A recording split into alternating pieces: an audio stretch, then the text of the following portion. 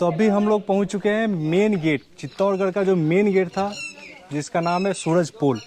और आइए जानते हैं भैया से इस गेट का इतिहास। जैसा कि मैंने आपको बताया था, यहाँ के राजा सूर्यवंशी राजपूत हुए थे। इस किले का जो मुख्य प्रवेश द्वार है ये सूरज पोल गेट है, क्योंकि सूर्योदय सामने से होता है, इसीलिए गेट का नाम है सूरज पोल। जो चित्तौड़गढ़ किले को जो बनाया था ना मौर्य राजा चित्रांगद मौर्य ने, जो इसी के नाम से तालाब बना हुआ है। और ये तीसरा हिस्सा है यहाँ से जंगल का इलाका।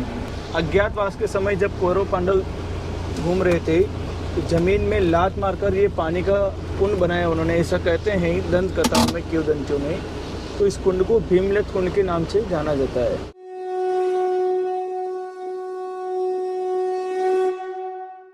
जैसा कि मैंने आपको बताया था, यहाँ के राजा सूर्यवंशी राजपूत हुए थे।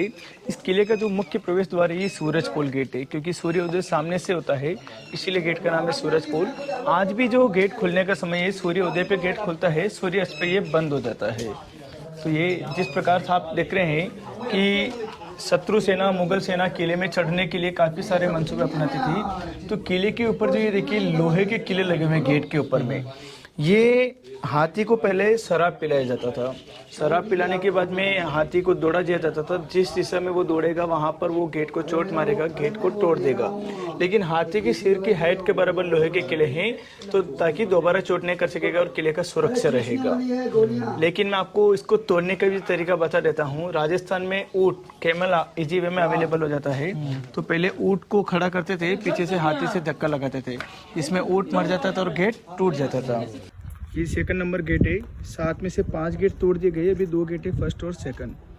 दीवार का राउंड का शेप देखिए वी शेप में बनाया हुआ है। ऊपर से गर्म तेल, पानी, पत्थर कुछ भी डाल सकते थे, लेकिन नीचे से ऊपर की तरफ में कोई चढ़ नहीं पाएगा, ऐसा बनाया गया है। ये जो होल देख रहे हैं आप, तीर कमान भाला चलाने के लिए है यहाँ पर। और ये जो वी शेप का है, ये सीढ़ी वगैरह बाद में गवर्नमेंट ने बनाया है यहाँ पर। पहले ढलान था यहाँ पर, तो ये पूरा अनाज उगाया जाता था यहाँ पर।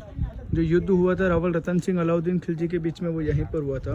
सामने की जो पहाड़ियाँ, वो अरावली की पहाड़ियाँ है, दिल्ली से चालू होती है, माउंट आबू में जाकर ख़त्म हो जाती है। उसी के पीछे की तरफ में नगरी गाँव है, जहाँ पर अलाउद्दीन खिलजी ने अपना पूरा कैंप लगाया था। ये जो दरवाज़ा है, अभी गवर्नमेंट ने इसको थोड़ा रिस्टोर किया है।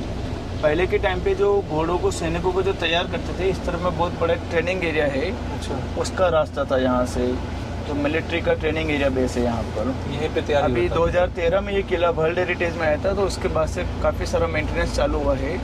ये इधर में चतरंग मौर्य तालाब है। ये जो चित्तौड़गढ़ किले को जो बनाया था ना मौर्य राजा चित्रांगद मौर्य ने, चतरंग मौर्य तालाब कहते हैं इसको। वास्तुशास्त्र के हिसाब से ऐसा बनाया है, कभी सूखता नहीं हुई है।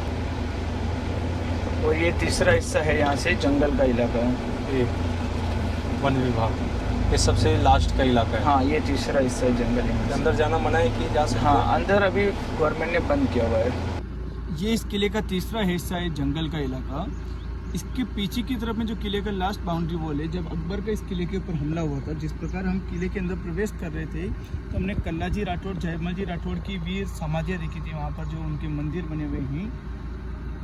कल्लाजी राठौड़ इतने वीर थे कि जब अकबर की सेना चारों तरफ से इस किले को घेर चुकी थी, लेकिन इस किले के अंदर प्रवेश नहीं कर पा रही थी, तो उन्होंने सोचा क्यों ना इस किले की दीवार को तोड़ दिया जाए। तो उन्होंने इस किले के बराबर एक पहाड़ बनाया था। उस पहाड़ का नाम रखा मोहर मंगरी। मोहर मंगरी उसका नाम इसलिए रखा गया क्योंकि एक सोने का मोहर दिया था एक मजदूर को, एक मिट्टी तगारी डालने के लिए।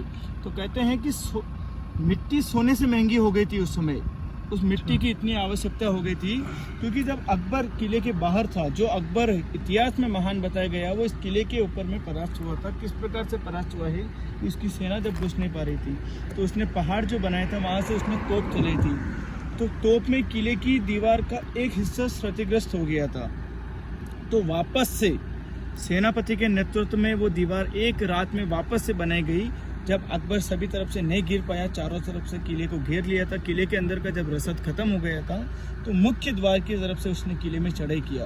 तो दूसरे और तीसरे द्वार के बीच में कल्लाजी राठौड़ जो युद्ध में लड़ते हुए उनका धड़ वहीं पर गिर गया था, और शीश धड़ लड़ा था यहाँ पर, और शीश कट गया था। तो यहाँ पर उन्होंने वो दीवार को तोड़ा था। जो पीछे की तरफ में जो हिस्सा दिख रहा है, वहीं के मोहर मंगरी जो आज भी यहाँ पर स्थित है। अच्छा। इस बात का प्रमाण है। जिस प्रकार इस किले का जो इतिहास हम जानते हैं, वो इतिहास जो लिखा हुआ है वो 5वीं शताब्दी 8वीं शताब्दी से है, लेकिन ये इतिहास यहाँ पर बहुत पुराना है। ये जो इस तरफ में देख रहे हैं आप भीमलत कुंड, अज्ञातवास के समय जब कौरव पांडव घूम रहे थे तो जमीन में लात मारकर ये पानी का कुंड बनाया उन्होंने, ऐसा कहते हैं दंत कथाओं में, किंवदंतियों में।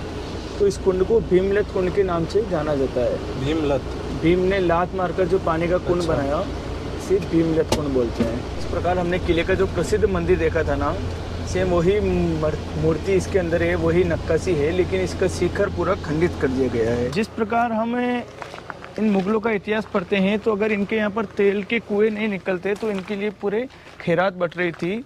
तो लूटने के लिए जो आए थे, सबसे ज़्यादा यहाँ का जो सोना लूटा गया है, मंदिरों में सबसे ज़्यादा सोना था। जिस प्रकार मोहम्मद गजनी ने 16 बार लूटा था अपना सोमनाथ मंदिर को, तो ये मंदिरों को सबसे ज़्यादा खजाना रखते हैं। साउथ में भी आप देखते हैं मंदिरों में सबसे ज़्यादा पैसा रखा हुआ है। तो इसको ऊपर से जो खंडित किया हुआ है वो शिखर खंडित किया हुआ है इसका, क्योंकि शिखर में स्वर्ण कलश गुम्बद था। गुम्बद में जो स्वर्ण कलश होता है ना सर, तो हमने जो ब्रह्मा विष्णु महेश मंदिर देखा था, सेम वही मूर्ति है इसमें। इस मंदिर को अद्भुतनाथ मंदिर के नाम से जाना जाता है। ये मंडप है यहाँ का। ये भारत की बहुत ही दुर्लभ मूर्तियां है। हमारे पीढ़ी, हमारे जो आने वाली जनरेशन है, उनको हमारी संस्कृति को बचाने के लिए इसकी बहुत ही ज़्यादा आवश्यकता है। जिस प्रकार हमारे पूर्वजों का ये दुर्ग है, महल है, मंदिर है, उन्होंने इतना अच्छा वैभव बनाया है कि इतने वर्षों के बाद में भी है, तो कहीं ना कहीं इसको थोड़ा देखरेख का जरूरत है। ये जो सामने की तरफ में स्तंभ देख रहे हैं आप, ये कीर्ति स्तंभ के नाम से जाना जाता है। जीजा नाम के जैन व्यापारी हुए थे, उन्होंने आदिनाथ को समर्पित ये स्तंभ बनाया था सर। के चारों दिशाओं में देखिए आपको आदिनाथ का मूर्ति दिखेगा, और अंदर जाने के लिए बहुत ही रास्ता छोटा है। जिस प्रकार से इसमें जो कमी रह गया था वो विजय स्तंभ में पूरा किया गया था। इसमें जाने के लिए रास्ता छोटा है, तो विजय स्तंभ में जाने के लिए रास्ता बड़ा बनाया है। इसमें विजय स्तंभ से पहले का बना हुआ? ये विजय स्तंभ से 200 साल पहले बनाया गया था। अब हम चलेंगे रतन सिंह महल की ओर। रतन सिंह महल जहाँ पर बहुत कम टूरिस्ट पहुँच पाते हैं, क्योंकि ये किले की दूसरी तरफ में बना हुआ है।